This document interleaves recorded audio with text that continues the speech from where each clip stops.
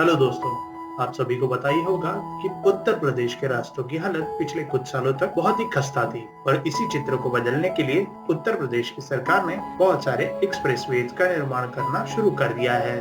तो उसी में से एक एक्सप्रेसवे की आज हम बात करने वाले हैं। उसका नाम है गंगा एक्सप्रेसवे, जो पूर्वी उत्तर प्रदेश को पश्चिमी उत्तर प्रदेश से जोड़ने का काम करेगा। तो हम जानेंगे कहां से कहां तक चलेगा ये एक्सप्रेसवे, क्या होने वाली है इसकी विशेषताएं, कब तक ये एक्सप्रेसवे पूरी तरीके से शुरू हो पाएगा, कैसे इसे 2 पैकेजेस में डेवलप किया जा रहा है, क्यों इस पर इलाहाबाद हाई कोर्ट ने रोक लगाई थी और इसके लिए क्या सुधार किए गए ताकि काम वापस शुरू हो सके। और भी बहुत कुछ है इस वीडियो में जानने के लिए, तो वीडियो अंत तक जरूर देखें। बहुत दिनों से उत्तर प्रदेश में एक ऐसे एक्सप्रेसवे की मांग हो रही थी जिससे पश्चिमी उत्तर प्रदेश को पूर्वी उत्तर प्रदेश से जोड़ा जा सके और इसी के लिए सरकार ने गंगा एक्सप्रेसवे का निर्माण करना शुरू कर दिया है। यह एक्सप्रेसवे 13 जिलों से होकर गुजरने वाला है, जिसकी शुरुआत मेरठ में होगी और उसके आगे अमरोहा, बुलंदशहर, बुदौन, शाहजहांपुर, कन्नौज, उन्नाव, रायबरेली, प्रतापगढ़ और आखिर में यह प्रयागराज में जाकर खत्म होगा। तो वीडियो में आगे बढ़ने से पहले क्यों ना इस चैनल को सब्सक्राइब किया जाए और साथ में ही नोटिफिकेशन बेल दबाना ना भूलें।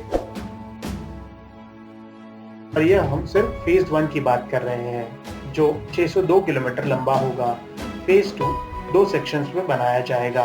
पहला 110 किलोमीटर लंबा होगा, जो मेरठ से उत्तराखंड की बॉर्डर तक जाएगा और दूसरा सेक्शन जो 314 किलोमीटर लंबा होगा वो प्रयागराज से शुरू होकर वाराणसी करते हुए बलिया तक चलेगा और उसके बाद इस एक्सप्रेसवे की कुल लंबाई लगभग 1020 किलोमीटर की हो जाएगी, जिससे यह उत्तर प्रदेश का सबसे लंबा एक्सप्रेसवे बन जाएगा। अब बात करते हैं इस एक्सप्रेसवे की कुछ खासियतों के बारे में। अगर आपको इस वक्त दिल्ली से प्रयागराज गाड़ी से यात्रा करनी हो तो आपको लगभग 10 से 11 घंटे लग जाते हैं और यही यात्रा गंगा एक्सप्रेसवे पूरा होने के बाद आप 6 से 7 घंटे में पूरी कर पाओगे, जो फास्ट पेस इकोनॉमिक डेवलपमेंट में मदद करेगा।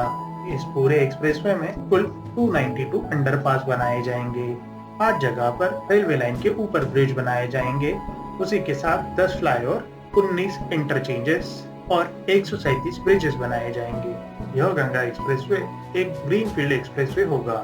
जैसे आपको नाम से ही पता चल गया होगा, मतलब जहां पर पहले किसी भी तरीके की सड़क उपलब्ध नहीं थी, उस जगह से होकर गुजरेगा ये एक्सप्रेसवे। इस एक्सप्रेसवे के फेज 1 कंप्लीशन के साथ ही यह भारत का दूसरा सबसे लंबा एक्सप्रेसवे बन जाएगा। अभी तक का सबसे लंबा एक्सप्रेसवे होने का ताज महाराष्ट्र के समृद्धि महामार्ग को जाएगा, जो मुंबई से नागपुर तक चलेगा और उसकी लंबाई 700 किलोमीटर है।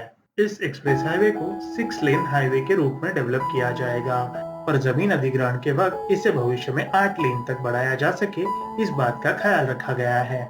यह एक्सप्रेसवे अपने रास्ते में 555 गांवों से होकर गुजरने वाला है, जिससे इसके आसपास के एरिया में एग्रीकल्चर और इंडस्ट्रियल एक्टिविटीज को बहुत बढ़ावा मिलेगा, ऐसा अनुमान लगाया जा रहा है। इसके निर्माण में लगभग 23,500 करोड़ रुपए की लागत आने वाली है और जमीन के खरीदारी में लगभग 10,000 करोड़ रुपए का खर्च आने वाला है और बाकी सब चीजों को मिलाकर इस प्रोजेक्ट की टोटल कॉस्ट लगभग 39,000 करोड़ रुपए आने वाली है। अगर इस एक्सप्रेसवे के इतिहास की बात की जाए तो 2007 में तभी की मुख्यमंत्री मायावती जी ने इसका सबसे पहला प्रपोजल लाया था, जिसके तहत इस एक्सप्रेसवे का निर्माण गंगा नदी के किनारे किनारे होकर गुजरने वाला था। और इसी बात की वजह से इलाहाबाद हाई कोर्ट ने इसके ऊपर एनवायरमेंटल इशू के तहत रोक लगा दी और बताया कि इस एक्सप्रेसवे के निर्माण से गंगा नदी के बाढ़ क्षेत्र को बहुत ही ज्यादा नुकसान हो सकता है। आगे जाकर इस समस्या को सुलझाने के लिए योगी गवर्नमेंट ने इस एक्सप्रेसवे का निर्माण गंगा नदी से 10 किलोमीटर दूर से करने का प्लान बनाया, तभी जाकर यह प्रोजेक्ट अप्रूव हो पाया और अभी की गई कुछ घोषणाओं के अनुसार यह एक्सप्रेसवे लगभग 2025 के अंत तक अपना फर्स्ट फेज कंप्लीट कर लेगा। तो आपको क्या लगता है, उत्तर प्रदेश को और ऐसे एक्सप्रेसवेज की जरूरत है या नहीं? अगर है तो वो कौन से रास्ते से होकर गुजरना चाहिए, ये हमें कमेंट करके जरूर बताएं। और ऐसे ही वीडियोस देखने के लिए शेयर और सब्सक्राइब करना ना भूलें। फिर मिलेंगे ऐसे ही एक वीडियो के साथ, तब तक के लिए अलविदा।